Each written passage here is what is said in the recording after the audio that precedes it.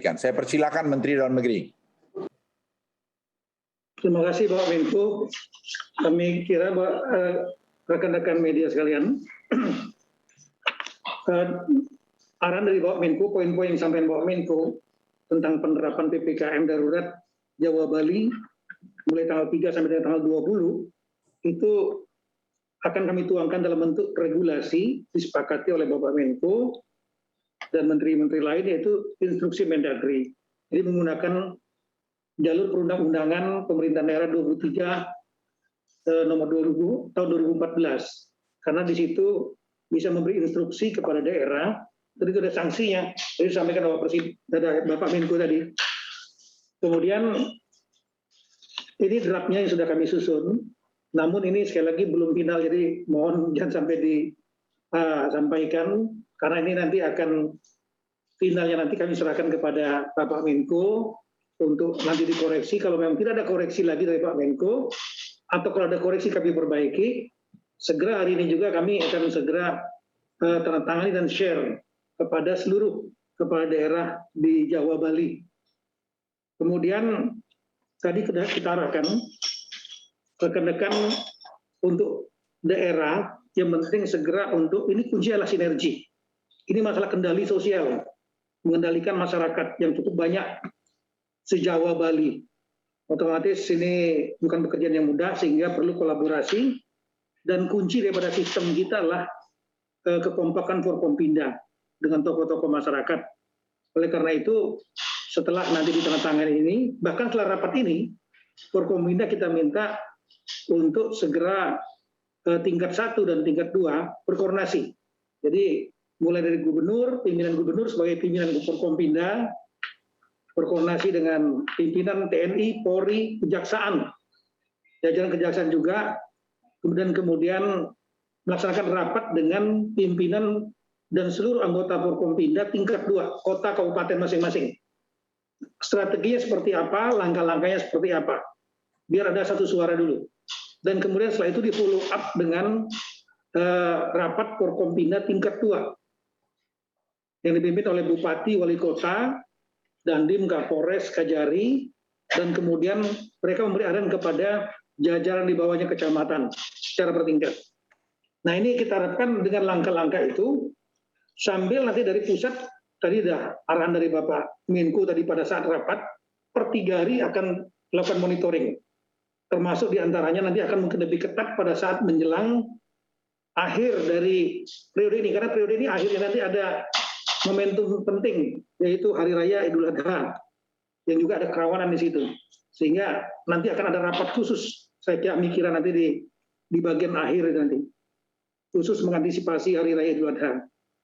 Kemudian yang mohon bantuan media, betul-betul mohon bantuan narasinya supaya masyarakat confident bahwa memang ini harus dilakukan.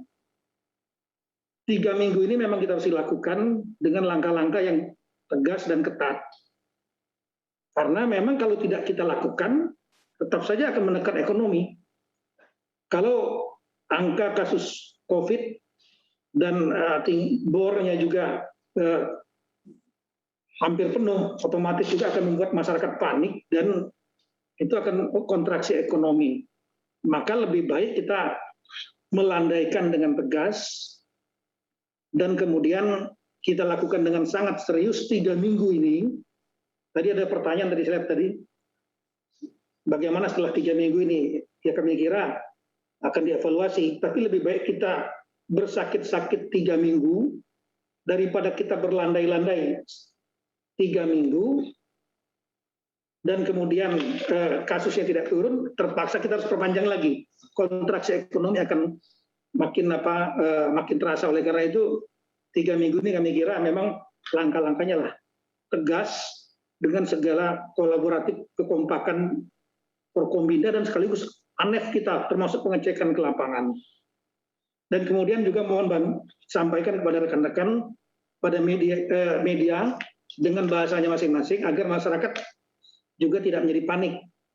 Karena dengan adanya pembatasan sampai ada yang 100% working from home, untuk kesiapan logistik, kesiapan makanan, minuman, itu sebetulnya tidak menjadi masalah. Karena makanan minuman semua sektor industri ini seperti dalam halaman 3, tolong halaman 3.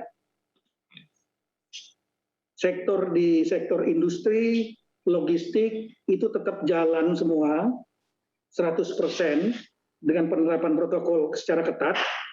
Ya, halaman 3 poin yang ketiga bahwa terus poin nomor 2 gandul. Nomor 2 gandul ya. Ya itu. Jadi sektor kritikal seperti diantaranya logistik, transportasi, kemudian di bawahnya lagi kalau kita lihat di situ ada pemenuhan kebutuhan pokok masyarakat sehari-hari itu masih dapat dilaksanakan. Makanan, minuman, penunjangnya itu tetap jalan. Artinya produksi makanan, minuman, logistik, kebutuhan sehari masyarakat tetap jalan industrinya. Kemudian supermarket, pasar tradisional, toko kelontong, pasar swalayan yang menjual kebutuhan sehari-hari tetap jalan. Tapi operasionalnya dibatasi sampai jam 20. Dan kapasitasnya 50%. Saya kira bisa 50% ini. Jadi masyarakat nggak perlu berbondong-bondong datang. Apotik dan toko obat tetap buka. Jadi jangan khawatir untuk beli obat-obatan dan lain-lain. Apotik dan toko obat tetap buka 24 jam. Ini. Kemudian yang di poin E di situ, makanan minuman yang dibuka di tempat umum, warung makan, rumah makan, kafe, pedang kelima, lapak, jajaran, baik yang di lokasi sendiri maupun lokasi di pusat perbelanjaan mau masih buka, tapi menerima hanya delivery atau take away dan tidak menerima makan di tempat atau dine in. Nah, jadi prinsipnya kita lihat bahwa untuk kesediaan makanan minuman ini tetap siap, di samping pemerintah juga tentunya mempersiapkan cadangan logistik. Saya kira demikian Bapak Menko, terima kasih.